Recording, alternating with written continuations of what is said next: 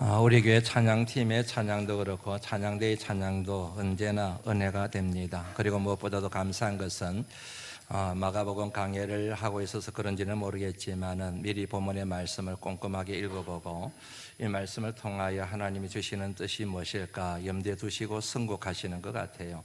그래서 참 제가 설교자로서 고맙고 감사한 마음이 참 큽니다.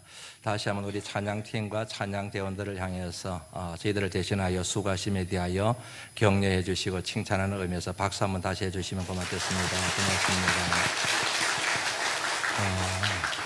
여러분들 전후좌우에 계신 분들이 말씀을 나누기 전에 다시 한번 인사를 나누면 좋겠습니다. 잘 오셨습니다. 네, 정말 잘 오셨습니다. 갈 곳이 얼마나 많으세요? 예, 좋은데 참 많을 텐데 그런 것을 다 부리치고 이 자리에 나오는 것 결코 쉬운 일이 아닙니다. 만만한 일이 아닙니다. 믿음이 있어야 이 자리에 나올 수 있습니다. 믿음이 없이는 이 자리에 나오는 것 거의 불가능에 가깝습니다. 그래서 여러분들에게 믿음이 있음을 보고 얼마나 마음이 좋은지 모르겠습니다. 제 마음도 이렇게 좋은데 우리 하나님은 얼마나 믿음 어린 여러분들로 인하여 기뻐하실까 하는 생각이 들면 가슴이 막 뜁니다. 그런데 여러분들에게 한 가지 여쭤볼까요? 여러분들은 왜 하나님을 믿으세요? 예, 갑자기 엉뚱한 질문같이 여겨지시는지 모르겠습니다. 왜 하나님을 믿으시죠? 왜 이 시간 하나님 앞에 나오셨어요? 예. 이 같은 질문은 사실은 어리석은 질문입니다. 왜냐하면 답이 분명하기 때문에 그렇습니다. 복입니다. 복 받기 위해서 하나님을 믿고 복을 얻기 위해서 하나님을 가까이 하고 복 받기 위해서 우리 인생을 하나님 앞에 맡기는 것이지요. 그러면 이렇게 생각할 분들이 계실 것 같습니다. 겨우 복이나 받으려고 우리가 하나님을 믿나? 맞습니다. 복 받기 위해서 하나님을 믿는 것입니다. 좋은 사람이 되기 위하여 그리고 삶을 살아가는 데 필요한 지혜를 얻기 위하여 혹은 마음의 쉼과 안식을 얻기 위하여 하나님을 믿을 요량이라고 한다면 굳이 하나님을 믿을 필요는 없습니다. 다른 종교를 통해서도 그리고 다른 삶의 방식을 통해서도 얼마든지 그와 같은 유익을 얻을 수가 있기 때문입니다. 저와 여러분들이 하나님을 믿고 저와 여러분의 인생을 하나님 앞에 맡기는 이유는 단 하나, 복 받기 위해서 그런 것입니다. 그런데 여기서 이제 한 가지 정리하고 넘어가야 될 게 있지요. 그러면 성경에서 말하는 복이란 도대체 무엇을 의미하는가? 복의 본질에 대하여 정리를 하는 것이 꼭 필요할 것 같습니다. 복의 본질을 이해하기 위해서 영어 단어를 하나 소개해 드립니다. 오래된 교인들은 몇 번 들어서 알고 계실 거예요. blessing입니다. blessing. God bless you 그러지요. 하나님께서 당신을 축복하기를 원합니다 할 때 사용되는 bless 명사형 혹은 동명사형 blessing이라고 그렇게 표현을 합니다. 그런데 재미있는 것은 이 단어의 어원이 있습니다. 그것은 bleeding입니다. 피 흘림이라는 뜻을 가지고 있는 단어입니다. 그러면 의아하게 생각이 되죠. 아니 피 흘리는 게 저주이지 무슨 복인가? 이유는 간단합니다. 이 피 흘림이 예사로운 피 흘림이 아니기 때문입니다.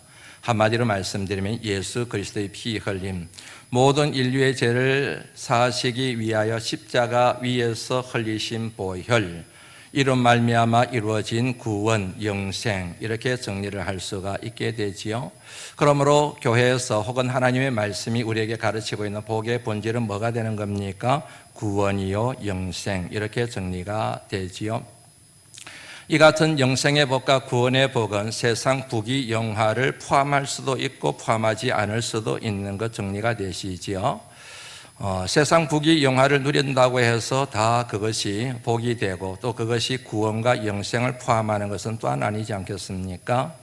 세상 부귀영화를 누리고 있는 사람을 우리는 복이 있는 사람이라고 그렇게 얘기를 합니다. 그런데 그 사람이 하나님을 믿지 않아요. 하나님을 믿지 않기 때문에 영생의 복, 구원의 복을 얻지 못했습니다. 그러면 그 사람을 일러서 우리는 복이 있는 사람이라고 말할 수가 없다는 얘기입니다. 세상 부귀영화를 누리지 못합니다. 가난하게 삽니다. 힘들게 삽니다. 정말 어렵게 삽니다. 그럼에도 불구하고 예수를 믿습니다. 그로 인하여 약속의 말씀대로 구원받은 하나님의 자녀가 되었고 영생의 복을 누리며 살아가게 됩니다. 그러면 그런 사람은 일러서 우리가 복 있는 사람이라, 복 받은 사람이라 그렇게 얘기할 수가 있게 되지요. 요를 여러분 잘 정리를 잘 하셔야 됩니다. 이 같은 논리를 가지고, 이 같은 믿음의 눈을 가지고, 이 같은 해석의 틀을 가지고 오늘 본문 말씀을 이해하셔야 오늘 본문 말씀이 정확하게 이해가 될 수 있다 하는 그런 이야기입니다. 오늘 본문 말씀은 예수님께서 말세의 징조들에 대하여 여러 가지를 얘기하시는 중에 마지막 징조에 대한 얘기를 지금 하고 계시는 것입니다. 한마디로 말씀드리면 말세가 가까이 오게 되면은, 말세가 되면은 예수 믿는 사람들이 예수 믿는 것 때문에 엄청난 고난과 박해를 당할 것이다. 그에 대한 예언의 말씀이요 경고의 말씀이라는 얘기이지요. 그 같은 고난의 실상을 한번 살펴볼까요? 9절 말씀 한번 읽어봅니다. 읽습니다. 시작. 사람들이 너희를 공회에 넘겨주겠고 너희를 회당에서 매질하겠으며 나로 말미암아 너희가 권력자들과 임금들 앞에 서리니 이는 그들에게 증거가 되려 함이라. 아멘. 미움을 받습니다. 고발을 당합니다. 잡혀서 끌려갑니다. 매질을 당합니다. 수치와 모욕을 당합니다. 심지어는 죽임을 당합니다. 그런데 그 같은 일들이 가까운 사람들에 의하여 자행됩니다. 교회 지도자들에 의하여 대적을 받습니다. 함께 신앙생활 하던 사람들이 나를 고발하여 죽음에 이르게 만듭니다. 심지어는 부모님이 나를 그럽니다. 자식들이 그렇게 합니다. 형제들이 나를 그렇게 고발해서 매를 맞게 만들고 죽음에 이르게 만듭니다. 12절 말씀이었습니다. 시작. 아버지가 자식을 죽는 데에 내주며 자식들이 부모를 대적하여 죽게 하리라. 몸만 상한 것이 아닙니다. 이 같은 일 때문에, 이 같은 사람들 때문에 마음도 상합니다. 깊은 영혼의 고통을 겪어야 됩니다. 전인격적인 고난과 핍박과 박해를 당하게 될 것임을 말씀하고 있는 내용이죠. 여러분 그러면 사시겠습니까? 내 자식이 그러는데, 내 부모가 그러는데, 형제가 그러는데, 목회자들이 그러는데, 함께 신앙생활 했던 교인들이 나를 대적하고 나를 공격하고 나를 고발하고 나한테 매질을 하고 심지어는 나를 찔러 죽이려고 달려드는데 감당이 되시겠습니까? 왜 이 같은 일들이 일어났는가? 이유는 간단하지요. 복음 때문입니다. 예수 때문입니다. 예수의 이름 때문입니다. 9절 말씀 다시 한번 읽어봅니다. 시작. 조심하라. 사람들이 너희를 공회에 넘겨주겠고 너희를 회당에서 매질하겠으며 나로 말미암아 예수 그리스도로 말미암아 이 같은 고난을 당하게 될 것이다. 13절 말씀이었습니다. 시작. 또 너희가 내 이름으로 말미암아 모든 사람에게 미움을 받을 것이나. 아멘. 내 이름으로 말미암아, 예수 그리스도의 이름으로 말미암아 이 같은 미움을 받게 될 것이고 고난을 당하게 될 것이고 박해를 당하게 될 것이다. 나쁜 짓을 한 게 아니에요. 악한 짓을 한 게 아닙니다. 단지 예수 그리스도를 믿을 뿐입니다. 주님을 사랑할 뿐입니다. 주님의 뜻에 따라서 믿음과 소망과 사랑의 삶을 살 뿐입니다. 그런데 이 같은 핍박을 당합니다. 억울한 죽임을 당하게 됩니다. 이유는 간단하지요. 어둠이 빛을 미워하기 때문입니다. 어둠의 자녀들이 빛의 자녀들을 싫어하기 때문에 그렇습니다. 여러분, 우리가 예수를 잘 믿고 그리스도인다운 그리스도인이 되면은 세상 모든 사람들이 우리를 환영하고 좋아할 것 같지요. 그렇지 않습니다. 그리스도인답게 살아갈 때마다 오는 것은 핍박입니다. 박해입니다. 그리스도인답게 살지 못합니다. 그럴 때는 조롱과 멸시를 하는 것 여러분들 아시지요? 쉬운 예를 한번 들어볼까요? 지금에는 별로 그런 일은 없겠지만 예전만 하더라도 군이 참 힘들었습니다. 군대 생활이 힘들었지 않습니까? 군에 입대했습니다. 고참이 명령을 내립니다. 담배 피워 그럽니다. 나 교회 다닙니다. 담배 피울 수 없습니다. 그렇게 반응합니다. 이놈이 고참 명령을 무시해 구타가 이어지게 됩니다. 결국에는 구타를 이기지 못하고 담배를 피우게 됩니다. 예수쟁이가 담배 피우네 멸시하고 조롱합니다. 그 격을 생각하시면 이 말씀의 의미가 정확하게 이해가 될 겁니다. 그리스도인이 그리스도인답게 사니까 칭찬하고 환영하고 박수하는 것이 아니라 오히려 더 박해하고 핍박하고 환난을 우리에게 안겨다 준다는 얘기이지요. 그리스도인답지 못하게 살게 되면은 비난합니다. 조롱하고 멸시하고 수근거리고 예수쟁이가 저렇다, 술 마신다, 뭐한다 그러는 거이지 않겠습니까? 여기서 이제 우리의 고민이 사실은 시작이 되는 것이지요. 예수 믿으면 복 받는다 그랬는데, 예수 믿으면 잘 살 거라 그랬는데, 예수 믿으면 세상의 부귀 영화를 누릴 것이라 그랬는데, 예수 믿으면 자식이 잘 될 거라고 그랬는데, 예수 믿으면 사업이 번창게 될 것이라고 얘기를 했는데, 그 같은 복음커녕 오히려 핍박을 받습니다. 박해를 당합니다. 손해를 봅니다. 우울한 일을 당합니다. 심지어는 죽임을 당합니다. 믿음이 확 흔들려 버리는 거예요. 복 받는다 그랬는데 왜 복이 오지 않느냐는 얘기인 거지요. 여러분 주변을 한번 둘러보세요. 교회를 다니다가 청년 때 예수를 믿다가 교회학교 교사까지 봉사하다가 심지어는 집사까지 되었다가 교회를 떠나서 더 이상 하나님을 믿지 않는 사람들이 얼마나 많은지 조금만 눈을 돌려보면 많이 있습니다. 그 중요한 이유 중에 하나가 뭔지 아시죠? 예수 믿으면 복 받을 줄 알았는데 복은커녕 환난과 핍박과 가정에 우환이 많이 생기거든요. 그러니까 믿어봐도 소용이 없다는 생각이 들어서 믿음을 버려버린 것입니다. 이처럼 흔들리는 믿음을 붙잡아주는 것 중에 하나가 성경적인 복에 대한 이해입니다. 여러분, 복이 바로 현세적인 것이고 세상의 부귀 영화라고 생각하면 믿음은 흔들리게 마련입니다. 복이 이 세상에 기름진 것들이라고 생각하게 되면, 그것을 그렇게 정리를 하게 되면은 힘든 일을 만났을 때, 고난을 당했을 때 하나님을 떠나버리고 맙니다. 그런데 복이 현세적인 것이 아니고 내세적인 것이며, 복이 이 땅의 세상 부귀 영화가 아니라 영원한 영생을 얻는 것, 하나님 나라에 들어가는 것, 천국 구원이라고 하는 사실로 정리가 되게 되면은 그 같은 환난이 와도 핍박이 와도 믿음이 흔들리지가 않습니다. 오히려 그 같은 환난이 올수록 더욱더 경감 믿음의 뿌리를 내리는 믿음의 거장이 될 수가 있고 믿음의 거목이 될 수 있다는 그런 얘기이지요. 이것을 일러주는 말씀이 본문 13절 말씀입니다. 같이 읽습니다. 시작. 내 이름으로 말미암아 모든 사람에게 미움을 받을 것이나 끝까지 견디는 자는 구원을 받으리라. 이 말씀에서 저와 여러분들이 주목해 봐야 될 표현이 두 가지 있습니다. 하나는 끝이요, 다른 하나는 구원입니다. 끝까지 견디는 자는 구원을 얻으리라.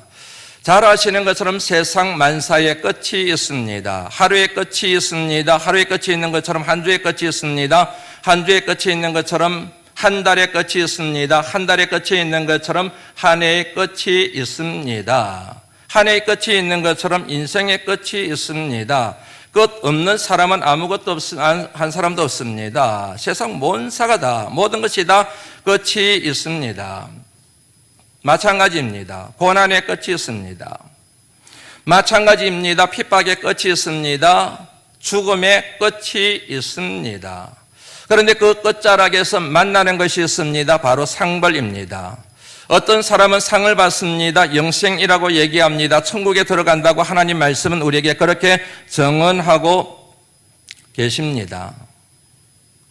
그런데 어떤 사람은 그 끝자락에서 벌을 받습니다. 영벌에 처해지게 됩니다. 지옥에 들어가게 됩니다. 이거는 여러분, 예수를 믿지 않는 사람들도 인정하기 싫지만 거부하고 있지만 알고 있는 사실입니다. 그래서 여러분, 사람이 죽으면 돌아가셨다는 표현을 씁니다. 우리도 돌아가셨다고 얘기하고 예수 믿지 않는 사람들도 돌아가셨다고 얘기합니다. 어디로 돌아가셨는지는 잘 모릅니다. 그러나 이것 하나만큼은 또 알고 있습니다. 좋은 일을 하면 좋은 곳에 가고 나쁜 일을 하면 나쁜 곳에 가고. 그래서 여러분, 상가에서 나누는 인사말 중에 하나가 돌아가셨습니다. 좋은 일을 하셨기 때문에 좋은 곳으로 가셨을 겁니다. 그렇게 인사를 나누는 것입니다. 뭘 의미하는지 여러분들 이해가 되시죠? 사람의 죽음으로 모든 것이 끝나는 것이 아니라는 사실을 예수 믿지 않는 사람들도 본능적으로 알고 있다는 사실을 반증하는 예이지 않습니까? 좋은 것과 나쁜 것, 영생과 영벌, 천국과 지옥을 가르는 기준은 하나밖에 없습니다. 그것은 바로 예수 그리스도를 믿느냐 믿지 않느냐로 결정됩니다. 예수를 믿으면 천국 갑니다. 영생을 얻습니다. 아멘 하셔야 됩니다, 여러분. 예수를 믿지 않습니다. 그러면 영벌에 처해집니다. 지옥에 들어가게 됩니다. 여러분들이 아멘 하시든 안 하시든 받아들이든 받아들이지 않으시든 믿든 믿지 않든 이것은 진리입니다. 네 가지 경우의 수를 생각할 수가 있습니다. 첫째, 천국처럼 살다가 지옥 가는 경우입니다. 여기서 말하는 천국이라고 하는 것은 이 세상의 부귀영화를 누리며 살아가는 것을 얘기합니다. 혹은 삶에 쉼이 있고 마음이 편안한 상태를 얘기한다고 얘기할 수 있습니다. 그런데 그렇게 살다가 죽고 난 뒤에는 지옥 가요. 왜냐하면 예수를 믿지 않기 때문에.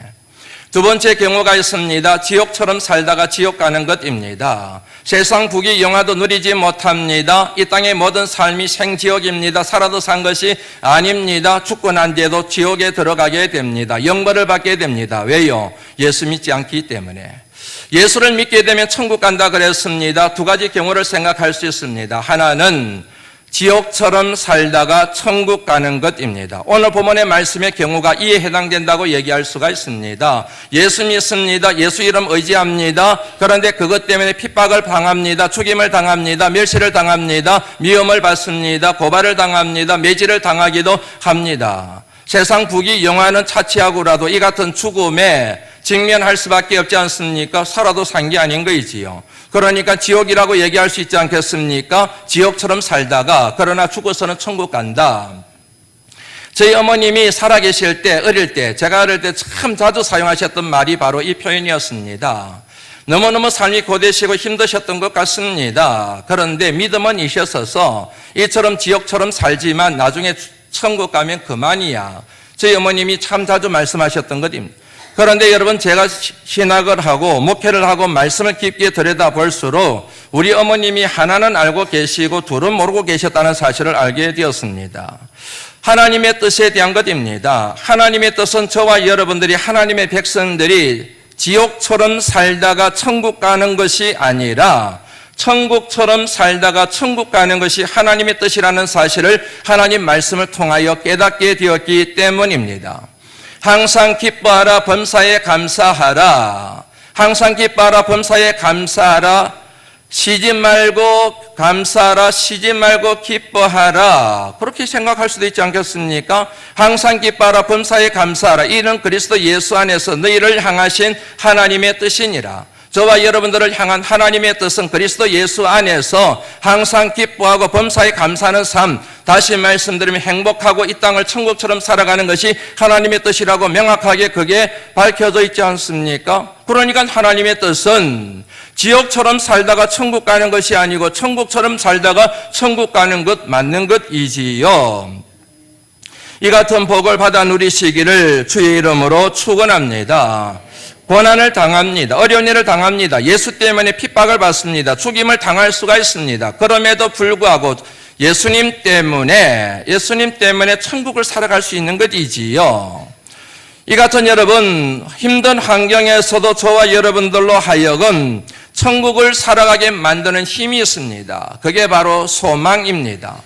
그냥 소망이 아니고 산 소망입니다. 왜냐하면 예수 그리스도 죽음의 권세를 이기시고 부활하신 주님으로 인하여 이미 하나님 나라가 완성되었기 때문입니다. 구원이 완성되었기 때문입니다. 나중에 하나님 나라가 완성되고 구원이 완성되는 것이 아니라 이미 예수 그리스도께서 이 땅에 오시고 십자가 위에 죽으셨으나 사흘 만에 죽음의 권세를 이기시고 부활하심으로 하나님 나라가 완성되었기 때문에 그 주님이 우리에게 주신 소망이 산 소망이라고 그렇게 말하는 것입니다. 이 같은 여러분, 소망을 가진 사람들에게 나타나는 특징들이 있습니다. 그 중에 하나가 바로 인내입니다. 참는 것입니다. 어떤 문제를 만나든 어떤 환경에 있든 어떤 핍박과 어떤 박해를 받든 심지어는 육신의 죽임을 당하는 자리에서조차도 인내할 줄 압니다. 그래서 13절 말씀에 끝부분에 놓잖아요. 끝까지 견디는 자는 구원을 받으리라. 인내는 서다, 그 열매는 달다 라는 여러분 격언 알고 계시죠? 모든 사람들이 다 인내하는 것은 아니에요. 미래의 장래에 곧 주어질 열매를 생각하는 사람이 오늘을 인내할 수 있는 것이지 않습니까? 마찬가지입니다. 산 소망을 가진 사람, 구원의 은혜를 자각하는 사람, 영생을 맛보아하는 사람들은 오늘 지금 현재 어떤 일을 만나도 인내할 수가 있다는 그런 말씀입니다. 여러분들에게 한번 여쭤볼까요? 여러분들은 소망의 반대말이 뭐라고 생각하세요? 많은 사람들이 소망의 반대말은 절망이라고 생각을 합니다. 그런데 제 생각은 다릅니다. 소망의 반대말은 절망이 아니라 욕망입니다. 왜냐하면 절망의 뿌리가 욕망이기 때문입니다. 사람의 욕심과 사람의 욕망은 끝이 없습니다. 채워도 끝이 없습니다. 그러므로 인간은 그 욕심 때문에, 욕망 때문에 그 끝자락에서 언제나 좌절하게 됩니다. 절망하게 됩니다. 절망의 뿌리는 욕망입니다. 따라서 소망의 반대말은 절망이 아니라 욕망이라고 해야 되는 것이 맞다는 게 제 개인적인 생각입니다. 소망은 하나님 나라입니다. 영생입니다. 구원입니다. 절대로 우리가 놓치지 말아야 될 것 소망입니다. 그런데 욕망은 세상입니다. 세상의 부귀 영화 누리는 것입니다. 영원히 우리 곁에 붙들어 둘 수 없는 것들이 바로 욕망의 열매라고 하는 사실을 여러분들이 기억하셔야 됩니다. 이 같은 욕망에 사로잡히게 되면 하나님 나라에 더 이상 소망을 두지를 않아요. 욕망에 사로잡히게 되면은 구원과 영생에 대해서는 관심을 갖지 않습니다. 그들의 관심은 오로지 이 땅에서 부귀 영화를 누리는 것에 천착할 수밖에 없습니다. 그런데 그 같은 욕망이 앞서 말씀드린 것처럼 채워지지를 않아요. 돈을 벌어도 만족함이 없습니다. 더 그러다가 채워지지 않는 그 끝자락에서 깊은 좌절과 절망을 경험하게 됩니다. 결국엔 이 세상을 살면서 천국을 사는 것이 아니라 지옥을 살아가게 된다는 그런 이야기입니다. 키에르케고르라고 하는 실존주의 철학자가 죽음에 이르는 병이라는 표현을 사용했습니다. 죽음에 이르는 병이 뭔가? 암인가? 아니죠. 불치의 병인가? 아니죠. 그 사람의 말에 의하면 죽음에 이르는 병은 절망이라고 얘기합니다. 그런데 저는 그 철학자의 말에 동의하지 않습니다. 왜냐하면 죽음에 이르는 병은 절망이 아니라 죽음에 이르는 병은 욕망이라고 생각하기 때문입니다. 왜냐하면 그것이 하나님의 말씀의 가르침이지 않습니까? 욕심이 잉태한 적 죄를 낳고 죄가 장성한 적 사망을 낳느니라. 그런데 소망에 사로잡힌 사람, 하나님 나라의 소망을 둔 사람은 이 세상에 썩어질 것들에 미련을 두지 않습니다. 집착하지 않습니다. 거기에 욕망을 부리지를 않습니다. 이 세상의 것들에 욕심이 없기 때문에 좌절할 일도 없습니다. 절망할 일도 없습니다. 있든 없든 가진 것이 있든 많든 상관없이 항상 기뻐하며 범사에 감사하는 하나님 나라 천국을 살아가게 된다는 그런 이야기이지 않습니까? 이 같은 의미를 잘 표현한 것이 바로 오늘 저와 여러분들이 부른 찬양 488장 찬양, 그 가사에 이 내용이 고스란히 여러분 스며들어 있지 않습니까? 이 몸의 소망 무엇인가? 이 몸의 소망 무엇인가? 우리 주 예수뿐일세. 무섭게 바람 부는 밤 물결이 높이 설릴 때 우리 주 크신 은혜에 소망에 닷을 주리라. 한번 같이 불러볼까요? 불러보죠. 시작. 예, 반주가 나야 되겠네요. 한번 불러보죠.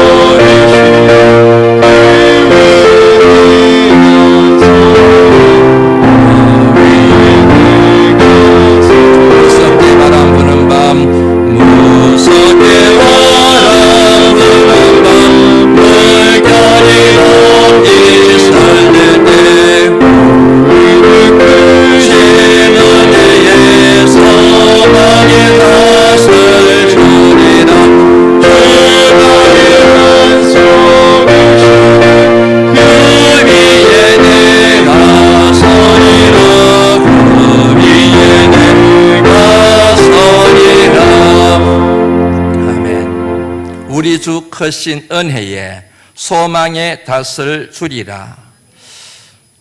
얼마 전에 앵커링 이펙트라고 하는 심리학 용어를 여러분들에게 소개를 해드렸습니다. 여기에 나오는 여러분 앵커링이라고 하는 것은 배가 떠내려가지 않도록 정박시키기 위하여 내리는 닷을 영어로 앵커라고 얘기합니다. 그것을 내리고 있는 상태를 앵커링이라고 얘기하고 그 효과를 앵커링 이펙트, 앵커링 효과라고 얘기를 합니다.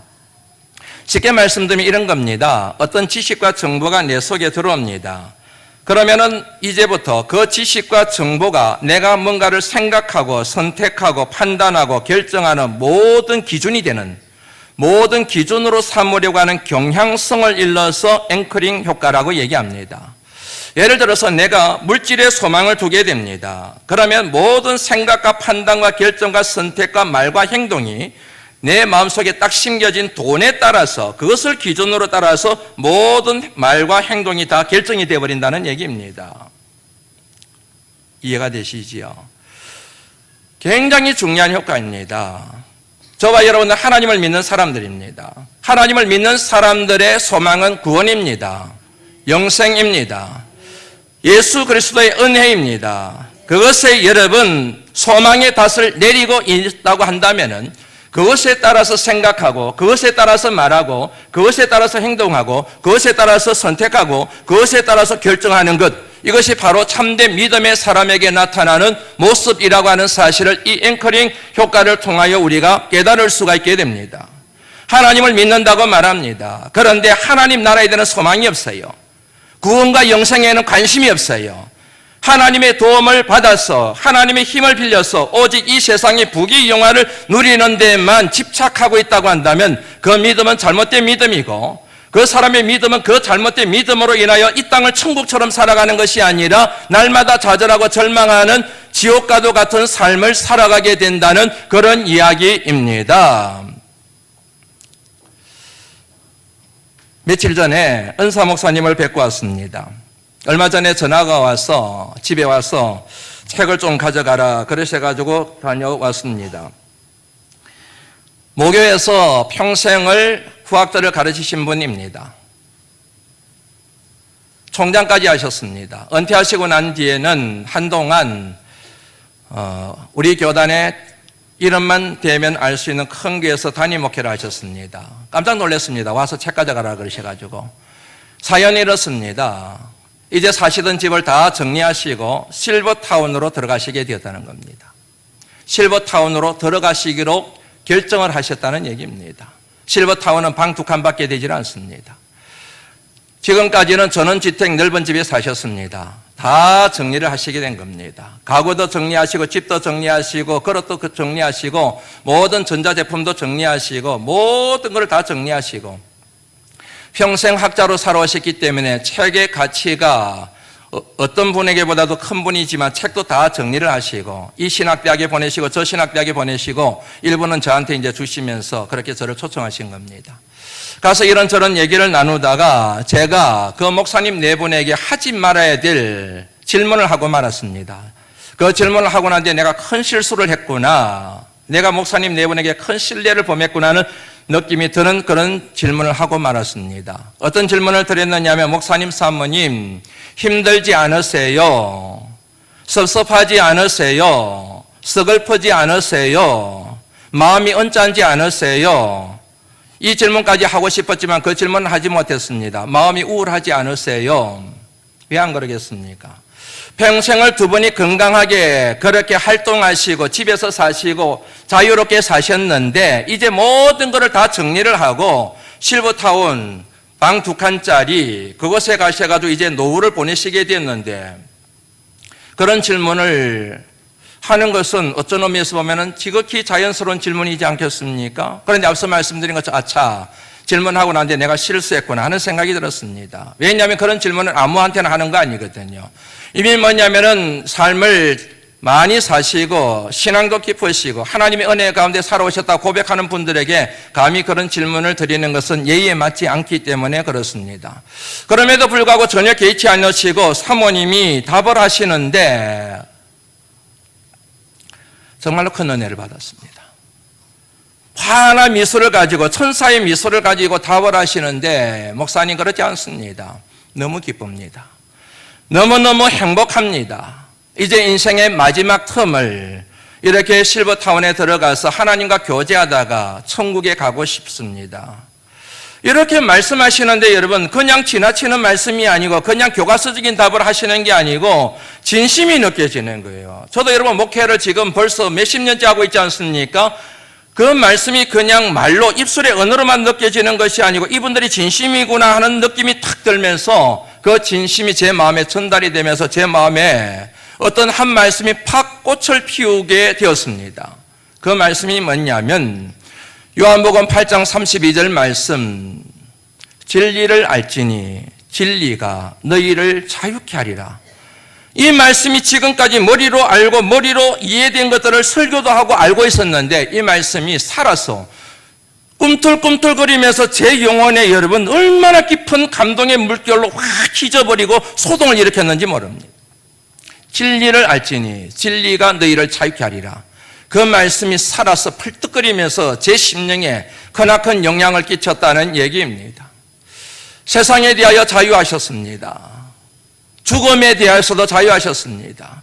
세상과 죽음에 대하여 자유하셨는데 물론 그까지 것은 아닐 거예요. 가구에 대하여, 집에 대하여, 물질에 대하여, 이 세상에 썩어질 것들에 대하여, 지금까지 모아놓은 책에 대하여 집착을 하시거나 미련을 가지실 이유가 전혀 없는 거이죠.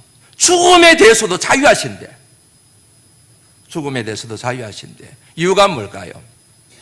진리 때문에, 예수 그리스도 때문에, 천국 때문에, 영생 때문에, 구원 때문에.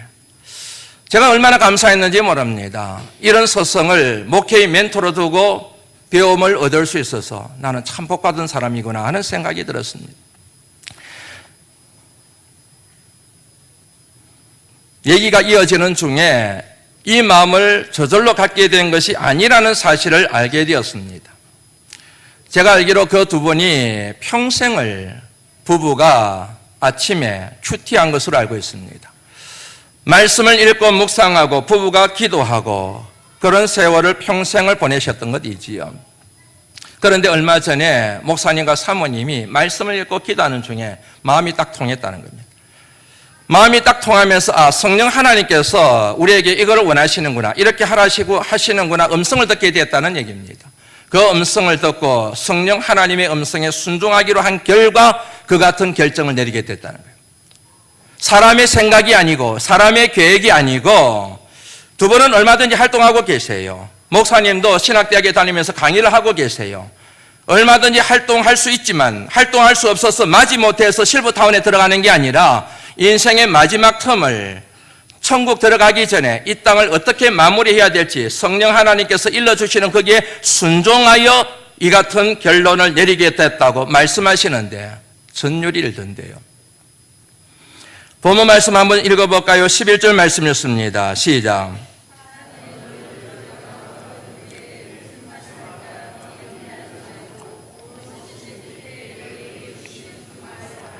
말하는 이는 너희가 아니요 성령이시니라. 그때에라는 표현이 나오지요. 잡혀갔어요. 매질을 당해요. 언제 죽임을 당할지 모릅니다. 감당이 안 돼요. 예수 믿으면 복 받는다 그랬는데 세상의 부귀 영화를 누릴 것이라고 했는데 예수 믿는 것 때문에, 예수 이름 때문에 끌려가가지고 지금 죽임을 당할 처지에 놓이게 되었습니다. 얼마나 당황스럽겠습니까? 얼마나 두렵겠습니까? 그때에 무슨 말을 할까? 주님이 말씀하시는 거예요. 걱정하지 마라. 성령 하나님께서 너에게 할 말을 일러주실 것이다. 저는 이 말씀이 얼마나 위로가 되었는지 모릅니다. 세 가지 언어가 있는 거 여러분들 아시지요? 마음의 언어가 있습니다. 생각입니다. 입술의 언어가 있습니다. 말입니다. 몸의 언어가 있습니다. 행동입니다. 이 같은 상황에 이르렀을 때에, 말세가 되었을 때, 말세가 가까이 왔을 때 예수 이름 때문에, 복음 때문에, 예수 믿는 것 때문에 붙잡혀가고 매를 당하고 죽음을 목전에 두고 있는 상황에서 우리의 생각이 갈피를 잡지 못할 가능성이 있습니다. 말이 함부로 나올 가능성이 있습니다. 예수를 부인할 가능성이 굉장히 높습니다. 내가 원치 않고 하나님이 원하지 않는 행동과 선택이 나올 가능성이 굉장히 높습니다. 그런데 걱정하지 말라는 것입니다. 왜냐하면 성령 하나님께서 우리를 지키시고 우리를 인도하시고 우리를 부하시고 우리의 마음을 다스리시고 우리 입술의 언어를 지배하시고 우리의 모든 행동을 통치하시기 때문에 성령 하나님의 은혜와 능력으로 인하여 결국에는 승리하게 될 것이기 때문에 이 같은 고난을 당해도 걱정하지 말라. 얼마나 큰 위로가 되었는지 모릅니다. 얘기 안 하고 이제 말씀을 마무리하려고 합니다. 2세기 중엽 서머나 교회 감독이 그 유명한 폴리캅이었습니다. 한 번쯤은 들어보셨을 겁니다. 로마 총독에게 붙잡혀 갔습니다. 총독이 그를 살리고 싶었습니다. 그래서 하나의 제안을 하게 됩니다. 로마 황제를 당신의 주인으로 인정하십시오. 그러면 내가 당신을 놓아주겠습니다. 그러자 폴리캅이 이렇게 대답을 했다고 합니다. 지난 86년 동안 하나님은 한 번도 나를 부인한 적이 없습니다. 그런데 이렇게 조금 힘들다고 내가 하나님을 부인하는 것이 옳은 일이라고 생각하십니까? 그러자 총독이 이렇게 얘기를 했다고 합니다. 저 사나운 맹수들의 포효 소리가 들리지 않습니까?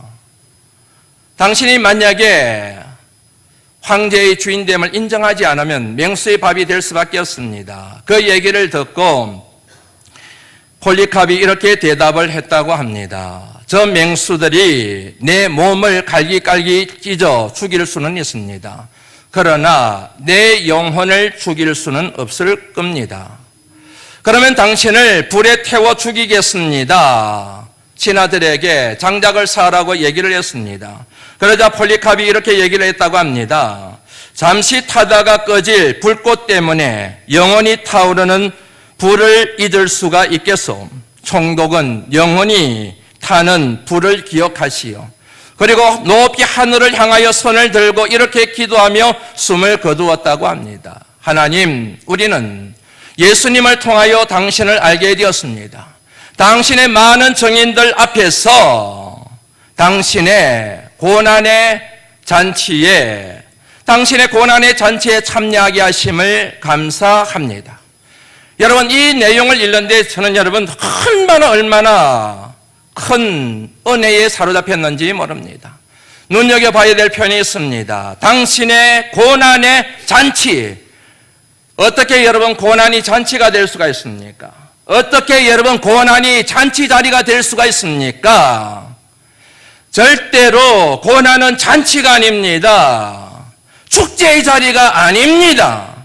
그런데 폴리캅은 그 고난의 자리가 축제의 자리요, 잔치의 자리라고 그렇게 고백을 하고 있어요. 그의 믿음이 얼마나 부러웠는지 모릅니다. 그 같은 죽음을 앞두고 좌절하지 않습니다. 절망하지 않습니다. 원망하지 않습니다. 믿음을 잃어버리지 않습니다. 그럴수록 더욱더 경감 믿음을 가진 사람에게서만이 찾을 수 있는 고난이, 주님을 위한 고난이, 복음 때문에 내가 받는 고난이 바로 잔치입니다. 천국입니다. 한번 이 말씀을 읽고 말씀을 정리하면 좋겠습니다. 마태복음 5장 10절 말씀 12절까지 말씀입니다. 같이 한번 읽어봅니다. 시작. 천국이 그들의 것임이라. 나로 말미암아 너희를 욕하고 박해하고 거짓으로 너희를 거슬러 모든 악한 말을 할 때에는 너희에게 복이 있나니 기뻐하고 즐거워하라. 하늘에서 너희의 상이 큼이라. 너희 전에 있던 선지자들도 이같이 박해하였느니라. 아멘. 천국처럼 살다가 지옥 가는 사람들이 있습니다. 지옥처럼 살다가 지옥 가는 사람들이 있습니다. 그런가 하면 예수 때문에, 복음 때문에 지옥처럼 살다가 천국 가는 사람들이 있습니다. 그런가 하면 천국처럼 살다가 어떤 형편, 어떤 처지에 있든 상관없이 천국처럼 살다가 천국 가는 사람들이 있습니다. 여러분들은 어떤 사람이 되기를 원하십니까? 부디 바라기는 문제 많은 이 세상을 천국처럼 사시다가 죽어서 영원한 천국에 들어가시는 하나님의 사람들이 되시기를 주의 이름으로 축원합니다. 믿음만 있으면 됩니다. 믿음이 이기네. 주 예수를 믿음이 온 세상 이기네. 믿음의 종들이 되시기를, 믿음의 근원이 되시는 우리 주 예수 그리스도 이름으로 다시 한번 축원합니다. 하나님 감사합니다.